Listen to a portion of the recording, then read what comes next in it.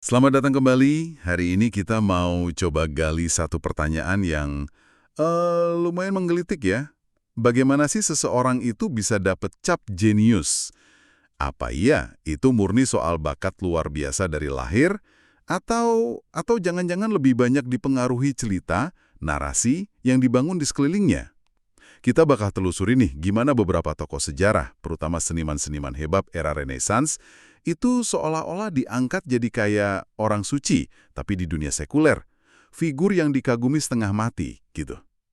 Sumber utama kita kali ini menarik. Kutipan dari buku Helen Lewis, judulnya The Genius Myth, khususnya bab 2, Secular Saints, orang suci sekuler.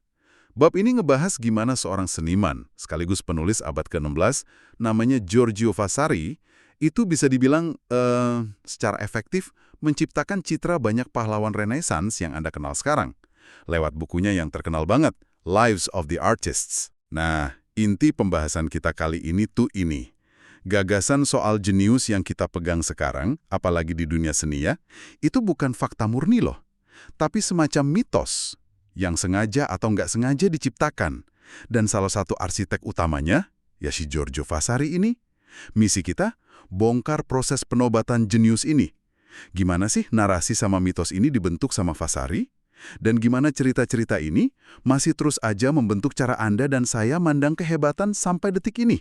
Oke, mari kita bedah bareng-bareng. Coba Anda bayangkan Florence pas puncak-puncaknya Renaissance.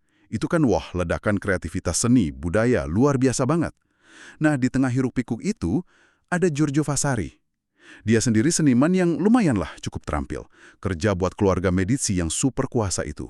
Bahkan ikut rancang bagian dari galeri Uffizi yang terkenal. Tapi, ya, dia hidup di zaman raksasa gitu. Ada Leonardo da Vinci, ada Michelangelo. Mungkin agak minder juga kali ya. Mungkin aja sih, tapi peran historis Vasari itu jauh banget melampaui karya seninya sendiri. Dia itu bisa dibilang arsitek sejarah seni seperti yang kita pahami sekarang. Bukunya itu yang judul lengkapnya Le vite de più eccellenti pittori, scultori e architectori. Kehidupan para pelukis, pematung, dan arsitek paling ulung itu sebuah terobosan radikal di zamannya.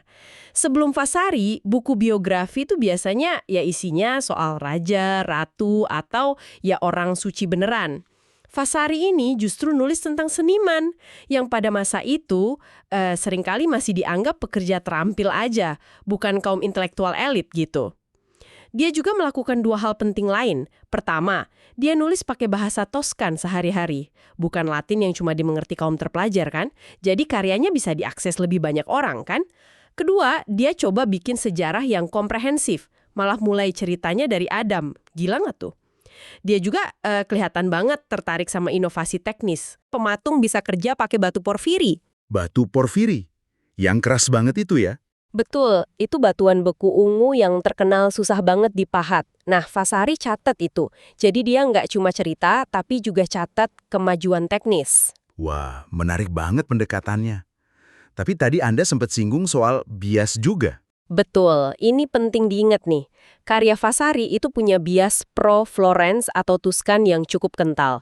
Kelihatan banget, dia puja-puja banget seniman dari daerahnya, kayak Leonardo, Michelangelo. Sementara seniman hebat dari daerah lain, misalnya Titian dari Venesia, padahal mereka temenan loh, tapi kadang digambarkan dengan nada yang sedikit kurang enakin, atau pencapaiannya kayak dikecilin gitu. Jadi, cara Anda dan saya mandang peta kekuatan seni Renaissance hari ini, sadar atau enggak, itu masih banyak dipengaruhi kacamata Vasari yang agak Florence-sentris ini. Oke. Jadi, Vasari bukan cuma nyatet sejarah seni, tapi juga ngebentuk opini ya. Nah, disinilah kita masuk ke perannya sebagai pencipta mitos, si arsitek orang suci sekuler itu. Tepat sekali. Itu dia poinnya. Vasari nggak cuma nyajiin fakta kering. Dia itu merangkai kisah. Seringkali dibumbui drama, yang fungsinya jadi kayak dongeng moral. Coba deh Anda pikirin. Biografi modern atau film biopik sekarang aja sering banget kan nyederhanain hidup nyata yang rumit jadi narasi yang rapi, yang punya awal tengah akhir, pesan moral yang jelas. Nah, Vasari ini salah satu pelopor awal tradisi ini, khususnya dalam mengangkat derajat para seniman jadi figur yang dikagumi.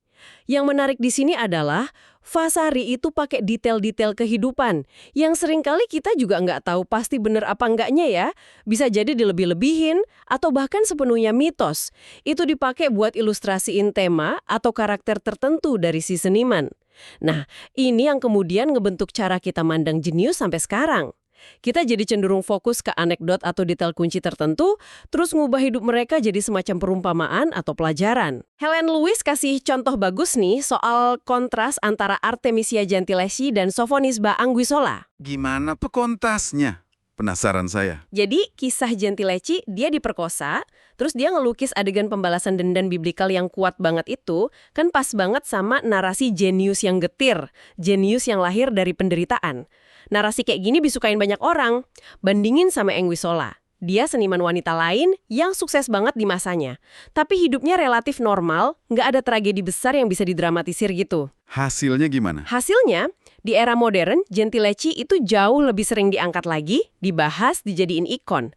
Sementara Anguissola, meskipun nggak kalah hebat di zamannya, ya kurang dapat sorotan. Vasari loh yang memulai tren ngubah hidup para seniman ini jadi fabel moral yang menggugah. Dia lagi menciptakan para kudus baru untuk era sekuler gitu. Oke, mari kita lihat contoh klasik dari buku Vasari yang nunjukin ini. Ada cerita terkenal soal Filippo Brunelleschi dan tantangan telur itu.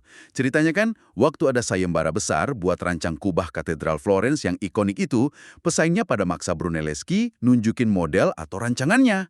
Tapi dia nolak terus. Iya, bukannya nunjukin model, dia malah balik nantang mereka. Dia keluarin sebutir telur, terus nanya, siapa di antara mereka yang bisa bikin telur itu berdiri tegak di atas meja marmer? Benar, semua arsitek sama insinyur hebat itu pada nyoba tuh muter-muter telur. Tapi ya gagal semua. Terus si Brunelleschi ini dengan tenang ngambil telur itu. Terus mecahin sedikit ujung bawahnya kan, ditekan pelan ke meja, berdiri deh telurnya. Nah, disinilah bagian yang seru. Tentu aja yang lain protes dong. Gitu doang, kami juga bisa. Dan Brunelleschi, kata Vasari, jawabnya cerdik banget. Tentu saja kalian bisa. Sama kayak kalian juga bakal tahu cara bangun kubah ini setelah kalian lihat modelku. Cerita ini, ya benar atau enggaknya kita nggak tahu pasti. Jadi perumpamaan klasik yang isinya beberapa pesan kunci soal mitos jenius ala Vasari. Apa aja tuh pesannya? Pertama ya percaya aja sama si jenius, nggak usah banyak tanya metodenya gimana. Kedua ada unsur elitisme yang kuat, Brunelleschi kayak ngerasa karyanya terlalu agung buat dinilai orang biasa, bahkan pesaingnya sendiri. Ketiga, jenius itu lihat solusi yang nggak kepikiran sama orang lain. Seringkali caranya sederhana tapi nggak terduga. Dan keempat, ini pesan tersirat buat para birokrat atau panitia gitu, jangan halangi atau pertanyaan si jenius. Kasih aja dia ruang sama sumber daya, terus minggir, gitu kira-kira. Itu cerita yang bagus sih buat nunjukin kejeniusan. Tapi apa nggak kedengaran agak arogan juga ya? Apa Vasari sengaja nampilin gitu? Atau dia emang kagum sama sikap kayak gitu? Nah, itu pertanyaan bagus. Susah ya nebak niat Vasari persisnya gimana. Bisa jadi dia lihat arogansi itu ya bagian dari kejeniusan yang superior. Sesuatu yang wajar aja dimiliki orang sekelas Brunelleschi. Atau mungkin dia cuma nyeritain ulang aja anekdot yang lagi populer waktu itu, tanpa mikir terlalu dalam soal implikasi negatifnya. Yang jelas, pesan jangan halangi sang jenius ini kan masih relevan banget ya. Masih sering kita dengar dalam berbagai konteks sampai hari ini. Soal gimana kita mesti ngasih keleluasaan ke individu-individu luar biasa. Oke, kita geser ke pahlawan utamanya Vasari nih, Michelangelo. Gimana Vasari ngelukis sosoknya? Wah, kalau Michelangelo, Vasari benar-benar menempatkan dia di tumpuan yang tinggi banget. Dia digambarin sebagai sosok yang unik. Fisiknya sih biasa aja, katanya tinggi sedang, kurus, rambut hitamnya mulai putih.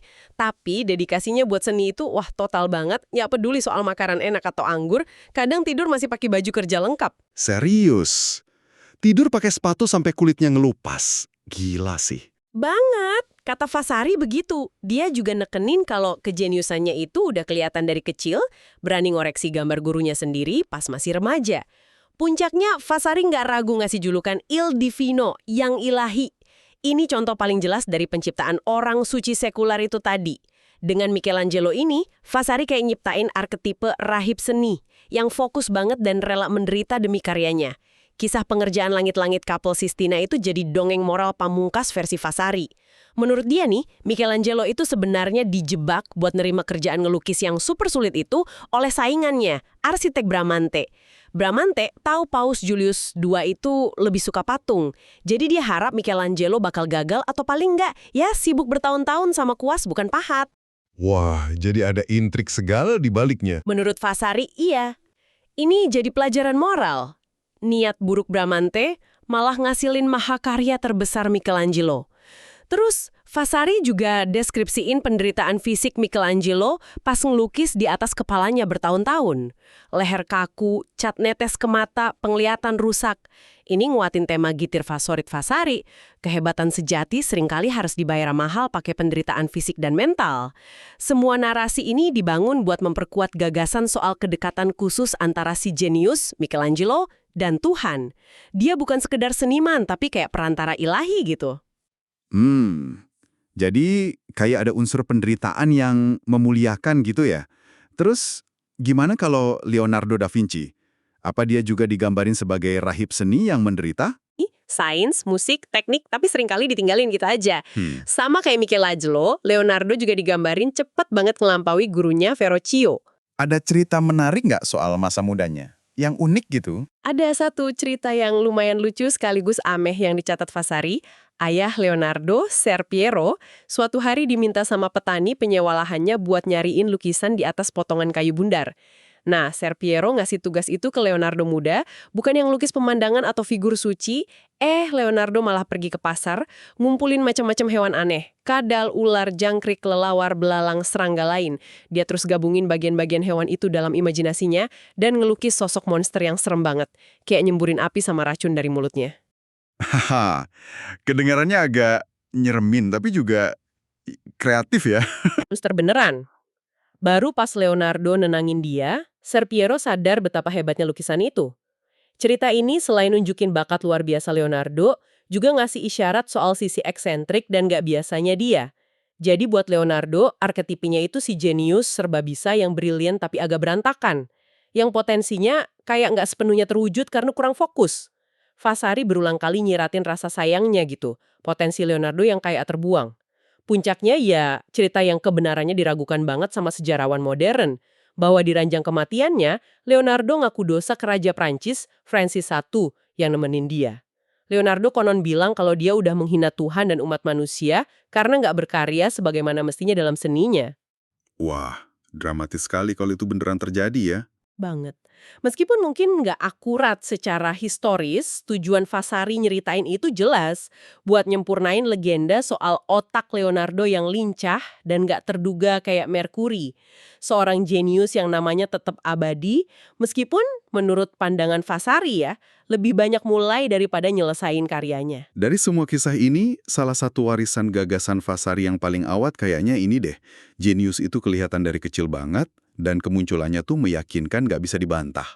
Kita masih sering percaya ini kan? Anda pasti sering dengar cerita anak ajaib di mana-mana. Betul sekali. Padahal, riset modern soal pencapaian dan kreativitas itu nunjukin gambaran yang jauh lebih kompleks loh.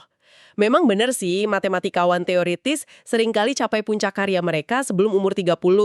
Tapi ilmuwan di bidang lain, kayak fisika atau biologi, seringnya capai puncak di pertengahan karir. Setelah mereka punya cukup pengalaman dan pengetahuan mendalam, tapi belum terlalu terikat sama dogma lama. Sementara itu, novelis atau filsuf bisa terus ngasilin karya hebat sampai usia senja. Ada juga pola late bloomer, orang yang nyoba banyak hal dulu sebelum akhirnya nemu bidang yang pas dan sukses besar di usia yang lebih matang. Jadi mitos anak ajaib yang langsung jadi itu terlalu nyederhanain ya? Sangat.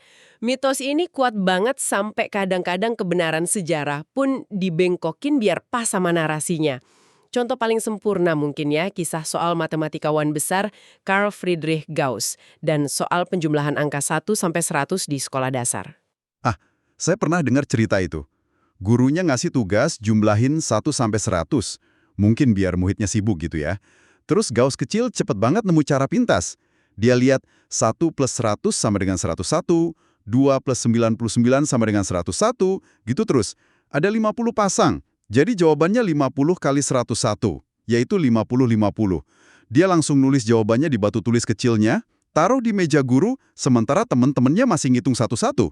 Gurunya kaget, gitu kan? Nah, itu versi cerita yang paling populer. Tapi, apa iya beneran kejadian kayak gitu? Jurnalis sains Brian Hayes nelusuri ini secara mendalam tahun 2006. Kesimpulannya? Hampir pasti enggak. Ini jadi nimbulin pertanyaan penting soal gimana sebuah mitos bisa lahir dan berkembang. Versi paling awal cerita ini muncul di tulisan memorial buat Gauss oleh rekannya Wolfgang Sartorius tahun 1856, setahun setelah Gauss wafat. Versi Sartorius itu cuma nyebutin kalau Gauss muda pernah cepet banget nyelesain soal matematika dari gurunya. Gak nyebut spesifik soal jumlahin 1-100 atau rumus pintasnya. Oh, jadi detail krusialnya belum ada waktu itu? Belum. Ide soal spesifik 1-100 sama metode penjumlahannya itu baru muncul puluhan tahun kemudian. Di biografi Gauss tahun 1938 oleh Ludwig Bieberbach, seorang matematikawan yang kemudian terlibat sama Nazi. Versi yang paling dramatis dan paling sering diceritain ulang, lengkap sama nama guru kejam, J.G. Büttner, yang terus dipermalukan sama kejeniusan Gauss, itu malah datang dari buku Man of Mathematics, karya Eric Temple Bell, terbit tahun 1937.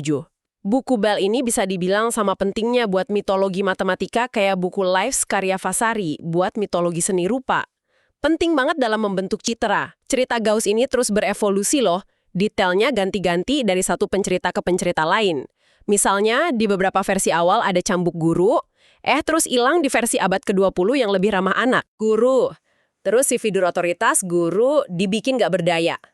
Pola narasinya mirip banget sama cara Vasari nyeritain Michelangelo ngoreksi gurunya. Terus, apa dampaknya mitos kayak gini menurut si Hayes? Hayes nunjukin masalahnya nih. Mitos semacam ini, meskipun niatnya buat inspirasi, malah bisa bikin kita yang ngerasa normal jadi kecil hati. Kita mungkin kagum sama sosok Gauss di cerita itu ya, tapi kita sadar kalau di kenyataan kita lebih mirip teman sekelasnya yang lain, yang harus susah payah ngitung dan belajar. Mitos ini ngabaikan kerja keras, proses belajar, sama kegagalan yang sebenarnya bagian penting dari pencapaian nyata. Jadinya malah nyiptain standar kejeniusan yang gak realistis dan bisa jadi penghalang bukannya pendorong semangat. Oke, jadi mitos anak ajaib kayak kisah Gauss tadi, meskipun sering dilebih-lebihin, itu warisan kuat dari cara Vasari bercerita ya. Tapi menariknya nih, ada satu aspek yang belum terlalu ditekankan Vasari dalam potret jeniusnya, yaitu hubungan erat antara jenius sama kegilaan atau penderitaan mental yang dalam. Ide itu baru benar-benar meledak dan jadi populer di era berikutnya. Iya betul, era romantisisme yang berkembang pesat di akhir abad ke-18 sama abad ke-19. Mereka inilah yang benar-benar mempopulerkan gagasan soal jenius yang tersiksa. Kalau Vasari nyiptain orang suci sekuler, para romantikus ini nyiptain pahlawan tragis sekuler. Jenius versi romantis dilihat sebagai sosok yang lebih dekat sama alam liar, murni, nggak tercemar aturan masyarakat yang kaku. Ide ini dipengaruhi pemikir kayak Jean-Jacques Rousseau. Filsuf Immanuel Kant malah nyebut jenius sebagai pilihan alam, sosok istimewa yang bawa aturan baru buat seni. Dan perilakunya juga jadi lebih bebas gitu ya? Tepat, muncul gagasan kalau gaya hidup bebas, melanggar norma, penuh gairah meluap-luap, sama penciptaan karya seni hebat itu satu paket. Nggak bisa dipisahin. Status sebagai jenius seolah jadi pembenaran atau paling nggak pemakluman lah buat perilaku nyimpang. Contoh klasiknya ya Lord Byron, penyair Inggris yang terkenal flamboyan dan penuh skandal itu. Dia kan diasingkan dari Inggris karena dituduh hubungan sedarah sama saudara tirinya. Tapi, reputasi buruk dan pengasingannya itu malah jadi bagian integral dari citra kejeniusannya yang gila, jahat, dan berbahaya untuk dikenal. Selain perilaku gila, ada juga citra fisik tertentu yang diasosiasiin sama jenius romantis kan? Yang kayak rapuh, pucat, demam. Betul banget. Dan ironisnya, citra ini banyak dipengaruhi sama penyakit yang merajalela waktu itu, tuberkulosis atau TBC.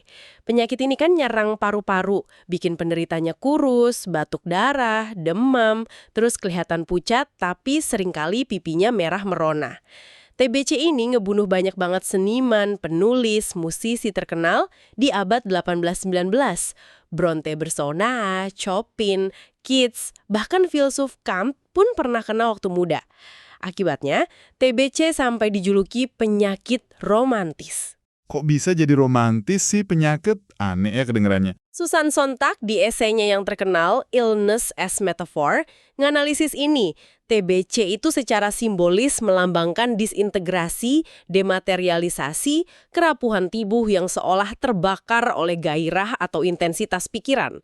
Penyakit ini dikaitin sama sensitivitas, kreativitas, sama spiritualitas yang meningkat. Ada juga aspek gender yang menarik. Penderita TBC pria sering dianggap punya sifat halus atau sensitif kayak wanita. Nah, ini malah pas sama ideal jenius romantis waktu itu. Gabungan kecerdasan maskulin sama kepekaan feminin. Jenius dianggap ngelampaui batasan gender biologisnya. Ada contoh ekstrim nggak dari idealisasi romantis ini? Yang benar-benar nunjukin konsep ini? Mungkin Otto Weininger ya, filsuf muda Austria di awal abad ke-20. Bukunya kontroversial banget, Sex and Character. Isinya bilang jenius sejati cuma mungkin dimiliki pria. 4 bulan setelah bukunya terbit dan bikin heboh, Weininger nyewa kamar di penginapan tempat komponis idolanya Beethoven meninggal dunia. Terus dia nembak dirinya sendiri di situ. Umurnya baru 23 tahun. Ya ampun, tragis banget. Sangat tragis dan sangat romantis dalam arti yang kelam ya. Kematiannya yang dramatis itu malah bikin bukunya yang misoginis jadi bestseller. Weininger ini perwujudan sempurna konsep jenius romantis. Ada unsur kegilaan, ambiguitas seksual. Meskipun dia anti wanita, dia sendiri dianggap punya sifat feminin. Dan ketidakmampuan tragis buat hidup di dunia nyata yang dianggap tercemar. Tapi, pas Weininger wafat tahun 1903, gelombang pemikiran baru sebenarnya lagi naik daun.